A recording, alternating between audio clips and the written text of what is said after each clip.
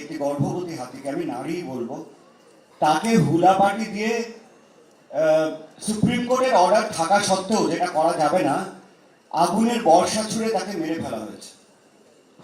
দেখুন, আমি এখানে কোনো রাজনৈতিক দল, কোনো দল, আমি দল বলতে না থিয়েটারের দল বুঝি, তাও ফ্রিল্যান্স কাজ করি, কোনো একটা দলের মধ্যে নিযুক্ত নয়। তো তাই জন্য আমি মনে হয় আমি এখানে মানুষ হিসাবে এসেছি, এবং মানুষ হিসেবে আমার মনে হয় যে আমরা মনে হয় এটাও ভুলে যাচ্ছি যে এই পৃথিবীতে প্রত্যেকটা প্রাণের সমান অধিকার আছে থাকার। হ্যাঁ,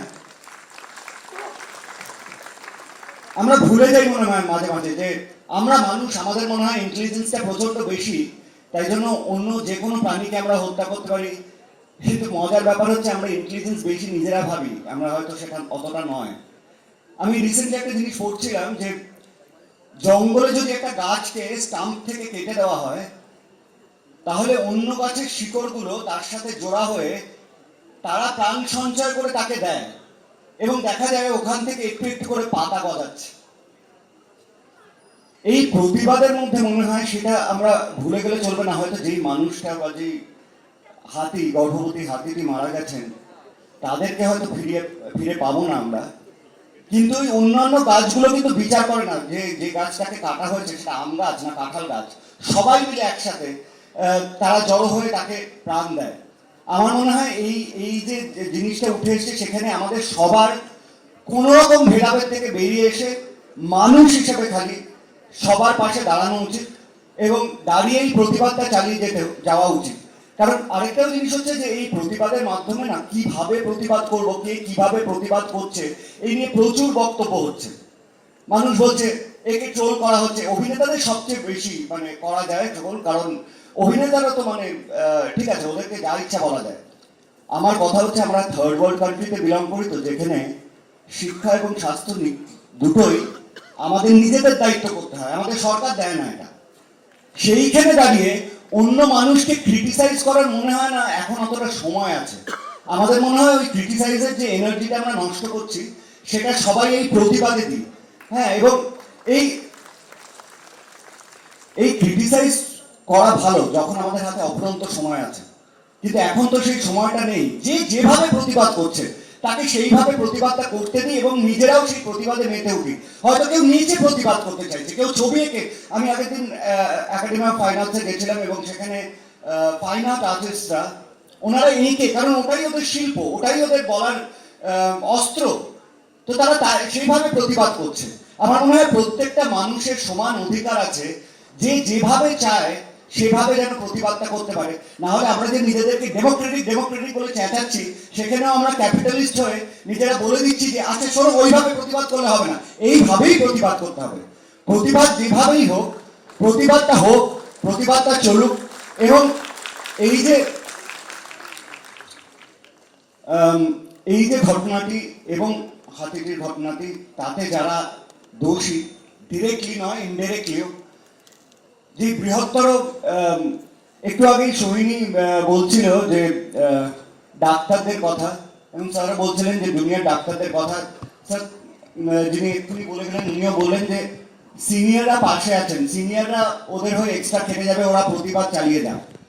আমাদের সিনিয়ররা যদি এরকম পথ দেখান, তাহলে আমাদের জুনিয়রদের তো রক্ত গরম হওয়া উচিত, মনে হওয়া উচিত যে চলো আমরা লড়কে লেঙ্গে হিন্দুস্তান। আর আরেকটা জিনিস মনে হলো যে সত্যি জুনিয়র ডাক্তারদের যদি পাশ করতে গেলে, ডাক্তারি পাশ করতে গেলে এই রাজনীতির শিকার হতে হয়, তাহলে আমরা আগামী দিনে কোন ডাক্তারদের হাতে পড়বো সেটা একটু ভেবে দেখবেন। আপনি হয়তো ভাবছেন যে না না ঠিক আছে, ওটা তো ওদের লড়াই, আমি নেই, ওরা ডাক্তারি পাস করবে না, ওদের বাবা মা পয়সা খরচা করে ওদের ডাক্তারি পড়াচ্ছে, আমার লড়াই তো নয়। কিন্তু আপনি বা আপনার যে নেক্সট জেনারেশনরা আসছে, তারা কাদের হাতে পড়বে এবং তাদের রোগ হলে তারা কাদের হাতে যাবে একটু ভেবে দেখবেন। কারণ শিক্ষিত ডাক্তার, ভালো ডাক্তাররা তো চান্স পাবে না তার মানে।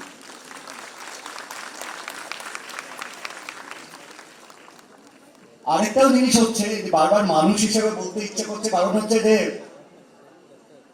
মমতার নাম বললেই আমি হচ্ছে কোনো একটা দলের, আর না বললেই আমি তৃণমূল। না না, মমতাকে আমি প্রশ্ন করতেই পারি, কারণ উনি আমাদের সমাজ, আমাদের এই রাজ্যের সিএম। ওনাকে প্রশ্ন করার আমার গণতান্ত্রিক অধিকার আছে যে আমরা যেটা ফেস করলাম সেটা কোনো দল হিসাবে না, আমি মানুষ হিসেবেই প্রশ্ন করতে পারি যে কেন এটা ফেস করলাম, কেন একজন। আর তারপরে বলা হচ্ছে রাত 10টার পরে মেয়েরা বাড়ি থেকে বেরোবে না, বা মেয়েদের কর্মজায়গা আমরা একটু কমিয়ে আনবো। কোথায় কোথায় কমাবেন? যে মানুষটা রাস্তায় শুয়ে দিন কাটায়, রাস্তাতেই তার বিছানা, তার কি হবে? যে ম্যাটারনিটি ওয়ার্ডে কি তাহলে পুরুষরা কাজ করবে? যেই পেশেন্টরা, যেই মহিলা পেশেন্টরা আছেন তাদের জন্য যে নার্সরা আছেন সেখানে কি হবে? আরো অনেক অনেক, যেই মানুষটা হয়তো মফস্বল থেকে সকালবেলা আসেন এখানে একটা ঠেলায় কিছু রান্না করে বিক্রি করার জন্য বা একটা সবজি বিক্রি করার জন্য, সেই মানুষটা ভোর রাতে বেরিয়ে কি করে আসবেন, বা রাত্রের বেলা বাড়ি ফিরবেন কি করে? আর সেটাই যদি প্রবলেম হয় যে রাত 10টার পরে সবটা সেফ নয়, তাই জন্য মেয়েরা যাতে 10টার পরে কাজ না করে এটাই যদি নির্ধারণ করা হয়, তাহলে আমার মনে হয় এটাও বলা যায় যে পুরুষদের রাত 10টার পরে বেরোনোটা বন্ধ করে দিন, মেয়েরা সবাই সেফ।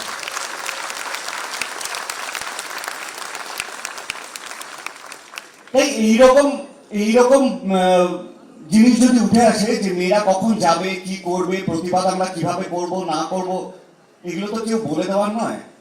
আমার মনে হয় আমরা নিজেদের মতন করে প্রতিবাদটা চালিয়ে যাই। এবং ম্যাম যেটা বলছিলেন যে আমাদের এটা থেমে গেলেও এই দোষীরা মানে যদি দোষীদের ধরা হয় এবং তাদের আমরা যেরকম বলছি যে দৃষ্টান্তমূলক শাস্তি হয়, দেখুন দৃষ্টান্তমূলক শাস্তি বলতে কি বোঝাতে চাইছি?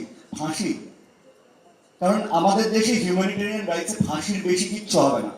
দৃষ্টান্তমূলক শাস্তি বলতে হয়তো আমরা বলতে চাইছি যে তালিবানি মতে যেরকম যদি কিছু করা যায় যাতে সবাই ভয় পায়,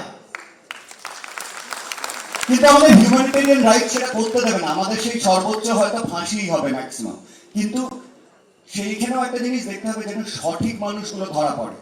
আজকে কবিতা সরকারকে খুব ট্রোল করা হয়েছে, কারণ উনি সঞ্জয় বাবু যাকে ধরা হয়েছে অ্যাকিউজড, তার হয়ে লড়ছেন।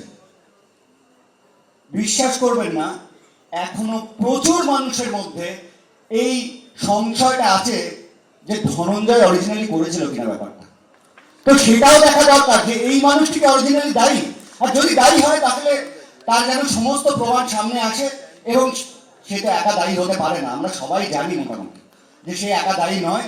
যারা যারা দায়ী তাদেরকে যেন ধরা হয়, এবং সেটা যেন সবটাই লিগাল রাইটস আছে যে সেই একজন লয়ারকেও ওখানে দাঁড়িয়ে ওনার হয়ে কথা বলতে হবে যাতে সঠিক লোকটা শাস্তি পায়, ভুল লোক যেন শাস্তি না পেয়ে যায়।